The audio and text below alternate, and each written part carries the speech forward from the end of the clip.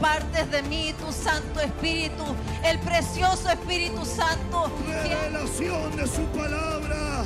Revelación de su palabra. Porque este lugar es ciudad de refugio. Crea en mí, oh Dios, un corazón puro. Y el título más grande que me ha dado es ser hijo de Dios. Padre, en el nombre de Jesús, oramos en esta tarde presentando nuestros corazones delante de ti, suplicando tú nos hables, tú nos direcciones y permite, Señor, que nos edificamos por medio de tu palabra. Háblanos, direcciónanos, ministranos sin que falte nada. Presentamos nuestros corazones delante de ti para ser educados y bendecidos. En el nombre poderoso de Jesús, amén y amén. Bueno, mis amados hermanos, hemos estado desarrollando esta temática, el ataque a los neonatos, y estamos, ¿verdad?, desarrollando ahora la parte 4, Y dentro de este mensaje quiero partir enseguida, aprovechando, ¿verdad?, el tiempo, hablando acerca de este ataque a los neonatos, las caídas. Segunda de Samuel, capítulo 4, versículo 4, dice la palabra del Señor: Jonatán, o algunos lo leen Jonatán, ¿verdad? Como usted, la versión que ocupe o la versión que lea, ¿verdad? Jonatán, hijo de Saúl, tenía un hijo lisiado de los pies. Tenía 5 años cuando la noticia de la muerte de Saúl y de Jonatán llegó de Jezreel, y su nodriza lo tomó y huyó. Y sucedió que cuando huía apresuradamente, el niño se cayó y quedó cojo. Él se llamaba Mefiboset. De alguna manera, esta historia a nosotros nos ha resultado, ¿verdad?, una historia bien conocida. La hemos estado, ¿verdad?, compartiendo y desarrollando en algunos cultos o en algunas series de enseñanza. Tomando, ¿verdad?, la importancia acerca de las personas que tienen limitancias. Sin embargo, quisiera compartirles hoy algunos aspectos relacionados con esto. Dice la palabra del Señor en este párrafo bíblico, el contexto. Usted sabe que dentro del tiempo, ¿verdad?, de los reinatos, cada vez que un rey moría, había una costumbre posicional donde el rey que tomaba, ¿verdad?, el gobierno, levantaba un decreto, una orden donde toda la familia del rey anterior necesariamente tenía que morir, porque si habían sucesores o habían gente que estuviera, ¿verdad?, con el recuerdo del rey anterior y que fuera parte de la familia, siempre iba a intentar nuevamente volver a reinar o nuevamente tomar posición del lugar. Era este el contexto donde Saúl, el abuelo de Mefiboset, fallece, y Jonatán, el padre de Mefiboset, fallecen.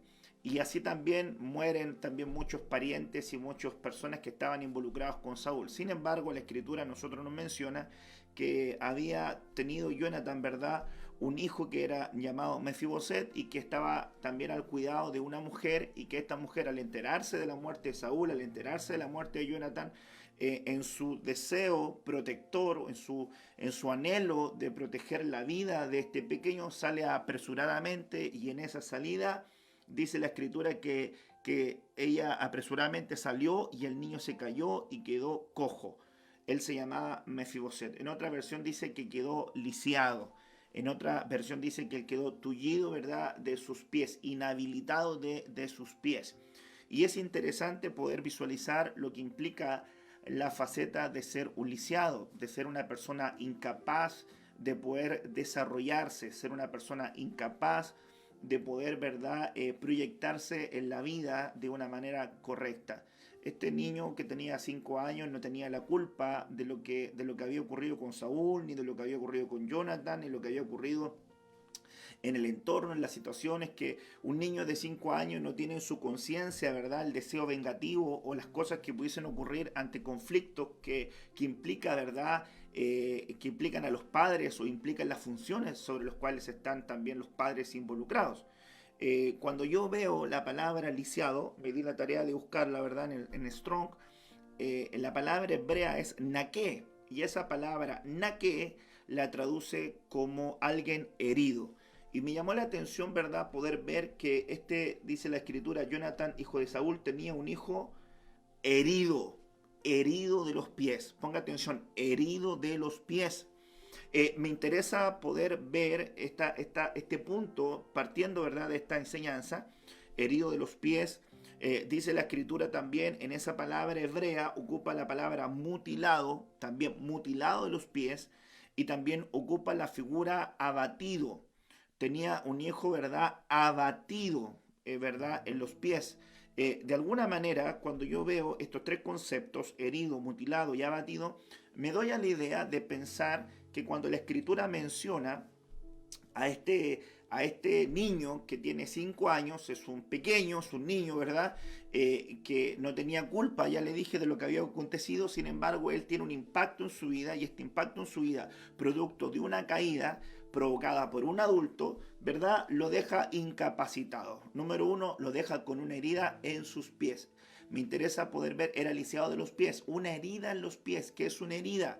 Es una marca, una herida, ¿verdad?, es un trauma, una herida, ¿verdad?, es una perforación en el desarrollo del alma, en el desarrollo de su espíritu, en el desarrollo de su corazón, de su vida. Camina con una herida. Interesante, camina con una herida. Fue herido en su caminar. Permítame expresarlo así. Fue herido para poder caminar. Fue herido para poder avanzar. Ponga atención a este segundo punto. Fue mutilado. Es decir, le cortaron la oportunidad. Le cortaron, lo mutilaron la posibilidad de poder avanzar en la vida. Lo mutilaron. Sus pies, de alguna manera las extremidades necesarias, que las piernas, ¿verdad?, los pies, para poder desarrollarse en la vida. Interesante. Y el tercer punto, dice la Biblia, abatido. Abatido los pies. Permítame decirle, una persona abatida es una persona que ha perdido las fuerzas. Es una persona que ya no tiene ánimo. Y eso es interesante poder desarrollarlo en este punto, porque cuando dice tengo un hijo lisiado que ha sido abatido de los pies, es una persona que ha perdido el ánimo por avanzar, ha perdido, ¿verdad?, las fuerzas por avanzar. Es que mire qué interesante es poder entender estos tres puntos de vista solamente adentrándonos en esta apertura inicial.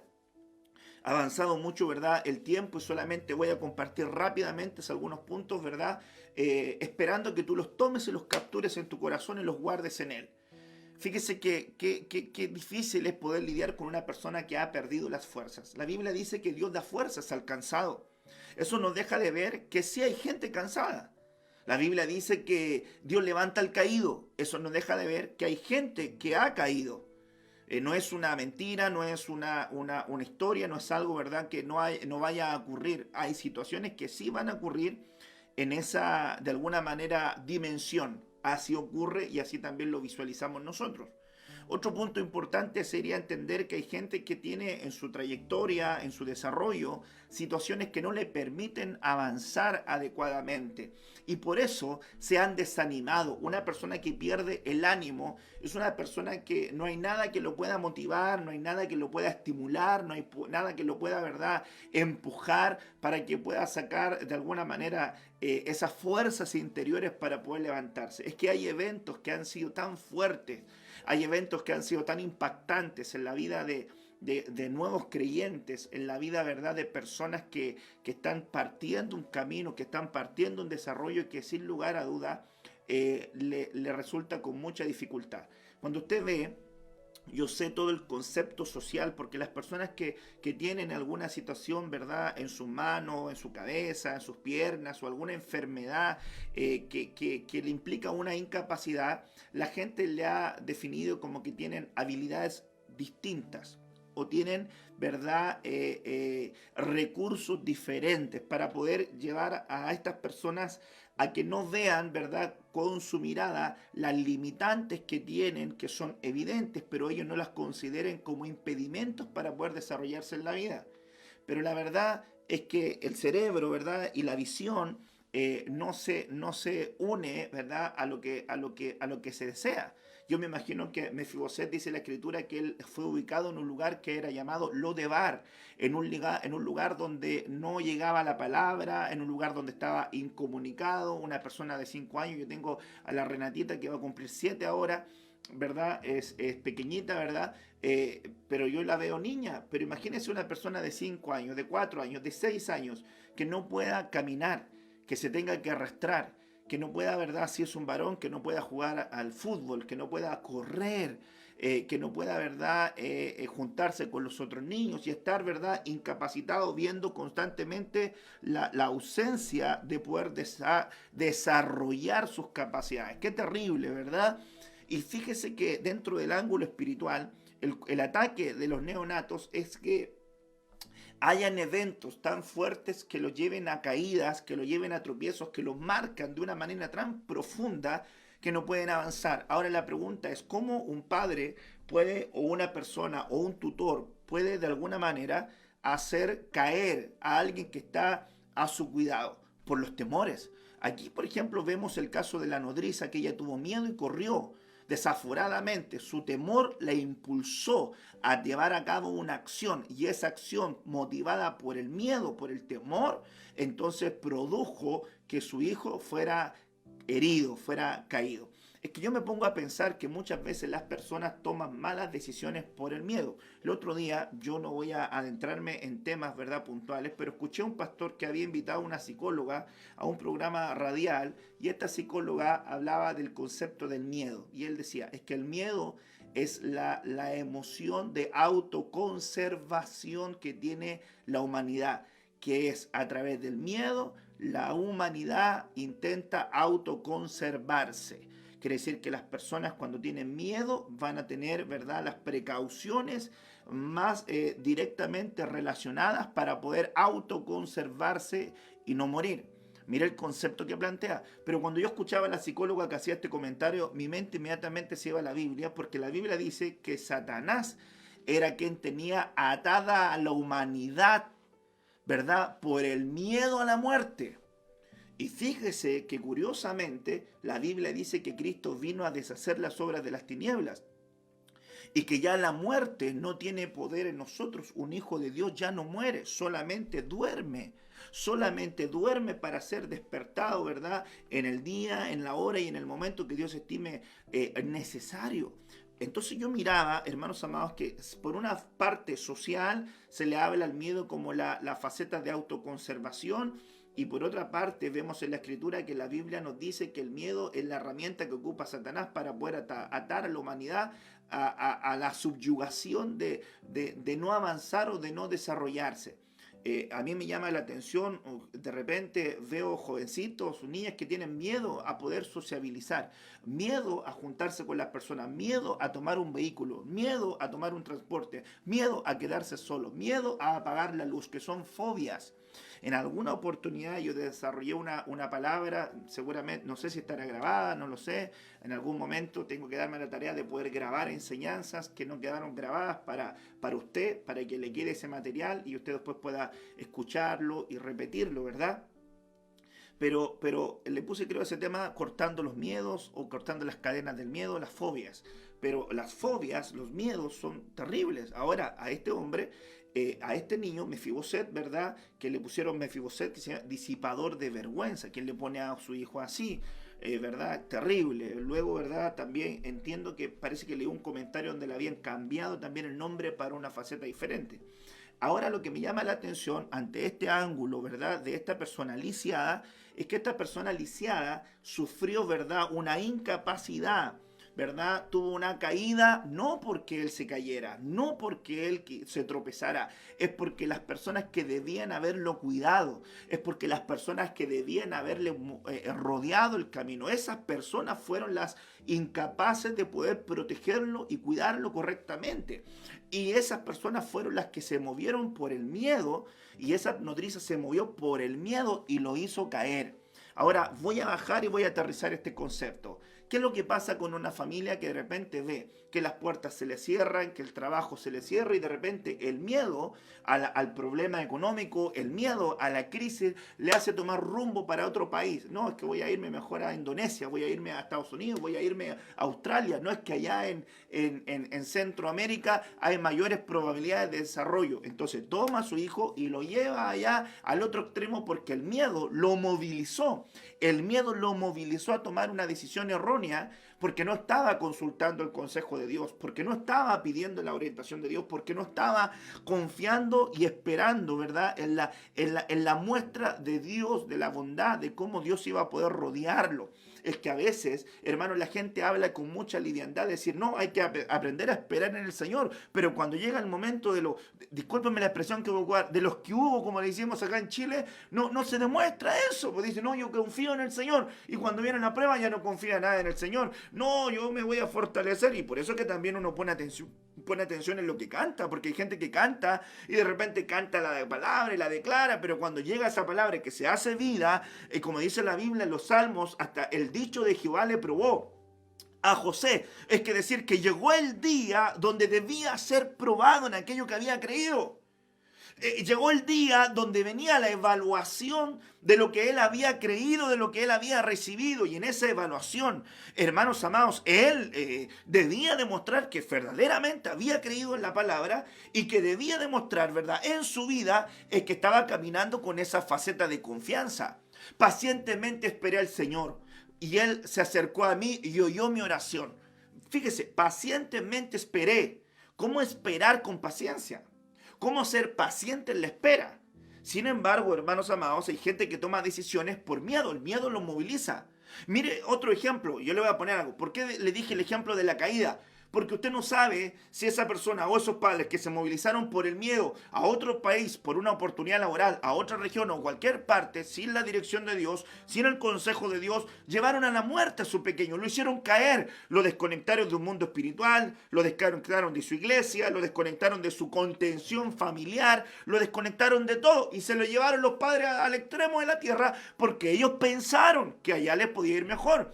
Nunca te muevas si no te está dirigiendo Dios. No te muevas si no te dirige Dios, porque puedes tomar pésimas decisiones. El ejemplo de un ataque a un hijo lo vemos en el caso de Ruth, capítulo 1, Elimelech. Y había hambre en la tierra, permítame expresar algo, había una necesidad en la tierra, permítame expresarlo de esta manera, había una crisis en el país, había un caos en el país, y Elimelech, el miedo lo movilizó, y él dijo, vamos a otra parte, que ya no hay nada más que hacer, y tomó su familia y se lo llevó a los campos de Moab. ¿Qué ocurrió ahí? Halló la muerte. ¿Y quién más murió? Murió Malión y Kelión, sus hijos murieron en tierra de Moab, en la tierra donde matan las autoridades, en la tierra donde mueren aquellos, ¿verdad?, que caminan en autoridad. Es interesante poder ver esa figura porque hallaron la muerte porque se movilizaron por el miedo. Y hermanos amados, el origen del miedo es la ausencia de cobertura. Porque la Biblia habla en el libro de Génesis que dice la Biblia que Adán, dice la Biblia con Eva, Adán dice esto con Eva, dice, me vi desnudo y tuve miedo. Entonces el Señor le dice, ¿y quién te enseñó? ¿Quién te adoctrinó? ¿Quién te didascó de que tú estabas desnudo? Porque las vestiduras que tú tenías eran de luz y nunca viste tu desnudez, siempre estabas vestido de luz. Pero alguien te enseñó que tú estabas desnudo. Ponga atención, me vi desnudo y tuve miedo. Quiere decir, el principio del miedo es la falta de cobertura. Entonces, mire qué peligroso es ver que padres se movilizan o gente que tiene que cuidar se moviliza por el miedo y arrastra a los que están bajo su cuidado y los llevan a la muerte, una franca muerte. Mire qué interesante es poder ver este escenario. ¿Cuántas personas no han tomado decisiones de esta manera y terminan hiriendo a su familia, terminan mutilando a sus hijos, terminan abatiendo a los que están bajo su cuidado? Eso lo he visto yo como pastor muchas veces. A veces hay hijos de hermanos que son jovencitos, son niñitos y están felices, tienen amistades, tienen hijos, crecen, están desarrollando, están sirviendo, tienen actividad y de repente el papá le dice, no, ¿sabes qué? Me tengo que ir para allá, para la China. Y se llevan a toda la familia para la China, hermano, y desconectan, desarraigan a los hijos de un ambiente donde están creciendo, están siendo fundamentados, están siendo edificados, Dios los está arraigando y los cortan de ese ambiente. Hermanos, lo que están haciendo lo están mutilando, le están afectando su forma también de caminar. Y yo he visto eso muchas veces como pastor, tristemente lo he visto muchas veces en mi vida pastoral, he visto pésimas decisiones de hermanos, aconsejando, direccionando, y hay otros que ni siquiera me han llamado, ni siquiera me han pedido consejo, solamente desaparecen con una ingratitud terrible, por decirlo de alguna manera. Hay de todos los casos en la casa del Señor, pero lo que yo te quiero presentar y de lo que te quiero hablar con relación a este punto es que este niño lo lisiaron. ¿Por qué lo lisiaron? Por el miedo de otros. Entonces, ojo que hay muchos que tienen miedos activos porque le desataron el miedo a los que tenían que estar cuidándolos. Entonces, este hombre llamado Mefiboset, desde pequeñito le afectaron, lo incapacitaron por la caída. Lo hicieron caer. Otro lo hizo caer. Otro lo llevó a la caída. Entonces, mire qué terrible es este punto. Porque eso habla de que pastores han hecho caer a hijos espirituales, a ovejas. Eso habla de que apóstoles han hecho caer a pastores. Eso habla, hermanos, que padres han hecho caer a sus hijos. Eso habla de que esposos han hecho caer a las esposas, que las esposas han hecho caer a los maridos. Hermanos amados, entonces este proceso de caída, las caídas, nunca es lo mismo un descenso que una caída. Cuando alguien cae, es una persona que verdaderamente está arruinando su vida de una manera tremenda. Ok, las caídas. Y hermanos amados, aquí hay distintos aspectos de las caídas. Yo me tomé, ¿verdad?, el estudio de poder buscar y encontré también aquí en el diccionario Chávez que esta palabra caída se traduce también de otras maneras, ¿verdad? Pero también habla como la caída en batalla. Alguien que ha caído en batalla, alguien que ha caído, ¿verdad?, en el camino. Es que muchas veces, hermanos amados, los tutores, los padres, los mentores, entran en batallas, hermanos, entran en conflicto, entran en luchas o entran en proyectos, en desafíos, donde termina matando, ¿verdad?, a toda la gente que está bajo su cuidado. Eso también es el cuidado que tiene que tener un pastor. Eso es el cuidado que tuvo que tener Jacob. Jacob dijo, yo no puedo ir rápido, no puedo ir más rápido. Yo tengo que ir al paso que me permita llevar gente adulta, gente joven, gente madura, pero también dice la Biblia, tengo rebaño tierno y joven, que si yo avanzo rápido van a caer atrás y van a morir. Porque los devoradores, hermanos amados, andan observando a los del rebaño que se desconectan, se aíslan o se apartan del rebaño. Entonces, mire qué tremendo es este ángulo de poder ver que hay batallas espirituales que no toda la gente puede participar. Es por eso que yo no estoy de acuerdo con gente que dice, Dios me está llamando a la guerra espiritual. ¿Dios te está llamando a la guerra espiritual? ¿Recibiste un envío a la guerra espiritual? Tu cobertura sabe que estás caminando en eso, porque hay gente que se mete en los pies de los caballos, hermano, con cosas que Dios no le ha llamado a hacer. Y permítame expresarle, una cosa es que usted aprenda de un campo que tiene que saber. Le voy a enseñar un principio. Un rey nunca busca la guerra, pero siempre debe estar preparado para enfrentarla. Quiere decir que un hombre nunca debería estar buscando el conflicto, pero si el conflicto lleva, tiene que estar preparado para enfrentarlo. Por eso es que es muy importante comprender, Jesús nunca anduvo buscando una batalla, todas las batallas se le presentaron. Nunca andaba llamando, vénganse los demonios. No, los demonios respondían y él, hermano, tenía la autoridad para echarlos fuera. Pero cuando usted, mire, lleva a todo un pueblo, lleva a toda una gente, lleva a toda una familia a un campo donde a lo mejor a uno lo llamaron, a dos, y arrastra a sus hijos, arrastra a su familia, y arrastra el rebaño, y arrastra a todos a esa batalla, muchos pueden morir, muchos pueden caer. Muchos pueden ser desanimados, heridos y mutilados en su caminar y nunca más volver a avanzar. Ay, hermanos amados, es que esto es terrible. Gente, hermanos, que no comprende lo que tiene que ver con el diseño espiritual.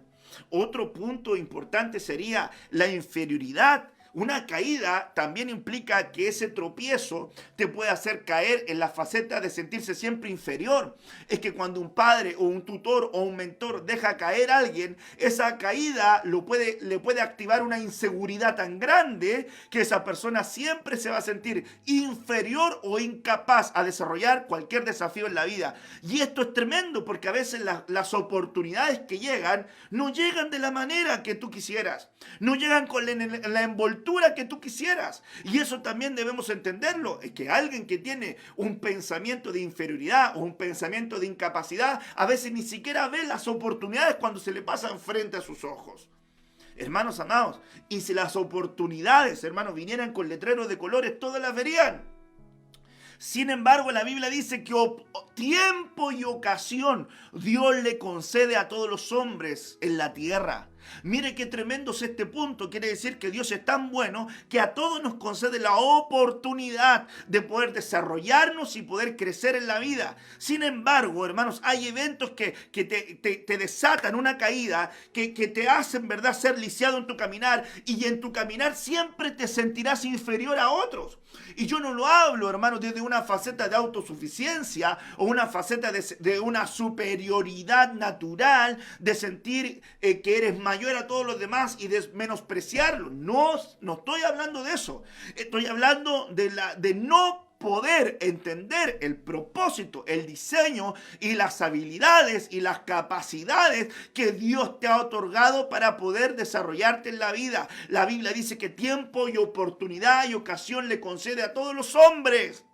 ¿Cuántas oportunidades han llegado a tu mano y tú las has desechado? No me importa, no me interesa, no lo quiero, no es que no lo va. Y desechas oportunidades que Dios trae a tu camino. A veces el joven tiene una señorita que llega y de repente no es de mi gusto, y desechó una bendición que Dios le estaba mandando porque no venía en la envoltura que él pensaba. Pero como hay algo trastocado dentro del interior, entonces entra en un ciclo vicioso. Entra en un ciclo vicioso de no salir nunca, de nunca poder avanzar, de nunca de alguna manera romper esa estructura. ¿Por qué? Porque tiene algo en su interior que lo dejaron caer.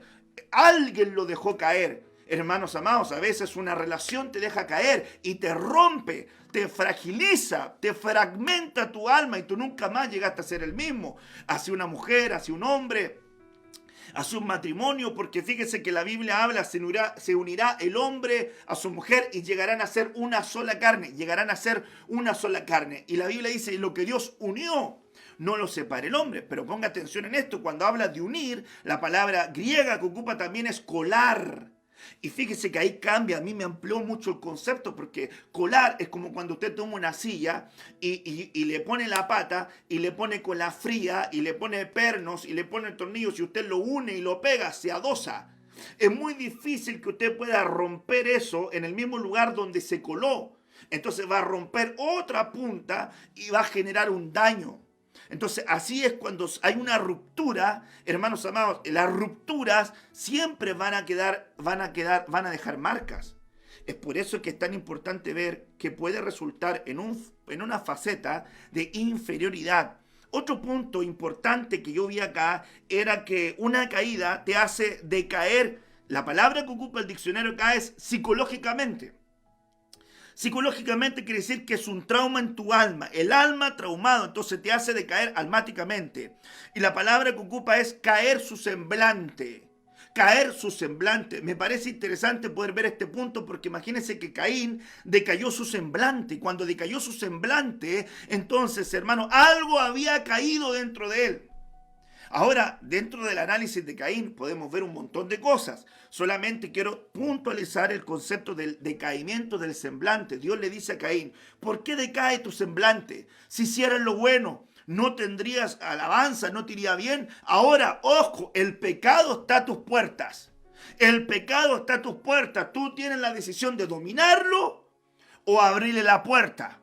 Pero no tienes por qué decaer tu semblante. Es que Caín había decaído su semblante porque en vez de hacer lo mejor para Dios, estaba compitiendo con su hermano. Entonces, eso es producto de una ruptura, de una caída. ¿Por qué los hijos biológicos empiezan a competir entre ellos? ¿Por qué un hermano no se alegraría del crecimiento y del desarrollo de su hermano biológico? ¿Por qué un hermano debería tener envidia del crecimiento de su otro hermano? De repente un hermano empieza a irle bien en el trabajo y de repente dice, mira hermano, me compré este auto. Ah, ya, listo, qué bueno. Bueno, cambiamos el tema. No se alegra por la añadidura de su hermano. ¿Por qué un hermano no se alegraría del avance, del progreso de la familia de su hermano? ¿Por qué no se alegraría? Porque no está pensando en proveer algo para Dios, sino que su interior está roto. Y como su interior está roto, entonces no aprendió a focalizar su caminar. Es decir, su caminar le hizo decaer en el alma. Entonces no se enfocó correctamente en Dios, sino que se enfocó en los eventos que no tenía que enfocarse, en el entorno, en su familia, en la mirada de lo que estaba logrando el otro. No se medía consigo mismo para poder superarse personalmente en la deficiencia, sino que buscaba parámetros de competencia para superarse. Le hicieron decaer. Me parece muy interesante, hermanos amados, todo lo que tiene que ver con este concepto. Mire, hay por lo menos 16 conceptos con relación a esto. No lo estoy compartiendo todos, hermanos amados, pero sí estoy enfatizando en algunos que me llaman la atención. Ahora, aquí también me parece interesante el punto que ocupa acá. Aquí dice también el punto 6. Nacer, hermanos amados, el punto 7.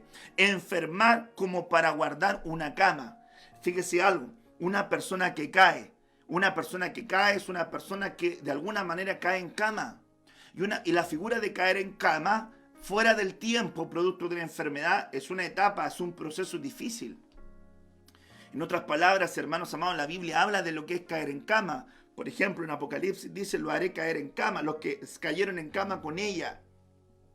Entonces había una persona que estaba enferma y la llevaron en su lecho, en su cama. Fíjese que el hombre que tuvo 38 años le dijeron, toma tu cama, toma tu lecho y anda. Entonces, fíjese que en este punto hay gente que cae en cama, que cayó en cama por algún evento. Esta persona que tuvo 38 años estuvo en el piso por un evento. Los que cayeron en cama en Jezabel estaban por adulterio. El que cayó en cama y entró por el techo tenía una enfermedad, era paralítico. Algo había afectado en su caminar. Algo le había afectado en su desarrollo. Hermanos amados, es que tenemos mucha gente lisiada. ¿Cuántas personas no hay lisiadas en las familias? ¿Cuántas personas no hay lisiadas en las casas? ¿Cuántas personas no han sido lisiadas en su desarrollo, en su crecimiento? ¿Cuántas personas fueron marcadas desde el vientre? Hermanos, con incapacidades, con desarrollo. ¿Cuántos padres no marcaron a sus hijos? ¿Cuántas madres no marcaron a sus hijas? Hermanos amados, es que a veces los padres marcan a sus hijos con la promiscuidad. Los padres se marcan a sus hijos por situaciones inadecuadas. Miren, le voy a expresar algo que se da. Fíjese algo que hay mucho extranjero que llega a otros países y por el miedo a la pobreza, por el miedo al hambre, se enrolla en cualquier situación. Se enrolla en la prostitución, se enrolla, hermanos, en aceptar cualquier trabajo, en cualquier dinero. Y eso es producto del miedo. Es producto de las cosas que están adentrados dentro de esa persona y que no logra visualizar correctamente. Entonces, ante cualquier puerta que se abre, lo ve como el salvavidas de la situación. Entonces, fíjese que ahí es muy importante, hay una enfermedad, es una enfermedad marcada en ese punto que lo va a arrastrar a una condición inadecuada. Hermanos amados, otro punto importante del caminar, que es una herida en una caída, ocupa la palabra desertar. Desertar. Y es curioso, hermanos amados, que mucha gente deserta con facilidad, abandona las cosas con facilidad. ¿Cuánta gente parte algo y no lo termina? ¿Cuánta gente comienza algo y no lo termina? ¿Cuánta gente comienza un proyecto y no lo termina? ¿Cuánta gente empieza a construir algo y no lo termina, hermanos amados? Y lo deja a medio terminar, a medio avanzar, hermanos amados. Parte un estudio, no lo termina. Parte un trabajo, no lo termina. Parte un proyecto, no lo termina. Tiene una idea, no lo termina. Quiere hacer algo, no lo termina. Y es por eso también que a veces yo digo a la gente que arman castillo en el aire, hermanos. A mí tampoco me gusta eso cuando la persona, no, voy a hacer esto y tengo este proyecto, voy a ir para allá. Entonces mejor diga una cosa y háganlo, hermano, y termínenlo. Hay gente que pasa hablando de castillos en el aire y todo lo que va a hacer. Y no estoy hablando de no tener fe. Una cosa es hablar en fe y otra cosa solamente es generar castillos en el aire. Pero cuando tú hablas en fe, la fe es acción. Entonces, declara algo y camina hasta que eso se materialice. Hermanos, si es una palabra de Dios, y tienes esa convicción que es una palabra de Dios, entonces no desertes eso, no lo desertes. Es que tenemos mucha gente que deserta de la fe, deserta de la esperanza, deserta de la confianza, deserta de la seguridad, deserta de todas las cosas que Dios está dándole la oportunidad de desarrollo en el camino. Y eso es algo que tenemos que romper en el nombre poderoso de Jesús. En el nombre poderoso de Jesús. Entonces, ahí también hablamos otro punto de desertar. Es interesante poder visualizarlo. Aquí es muy interesante también que ocupa la palabra que alguien le ha fruncido el ceño. Alguien le hace cambiar su estructura. En este punto me pareció interesante ver fruncir el ceño. Quiere decir que una persona, cuando recibe una mirada hostil o cuando recibe, ¿verdad?, una recepción de hostilidad, se le despiertan cosas, fisuras que estaban en su alma, en su caída. Entonces hay gente que no soporta, hermanos amados, un semblante hostil.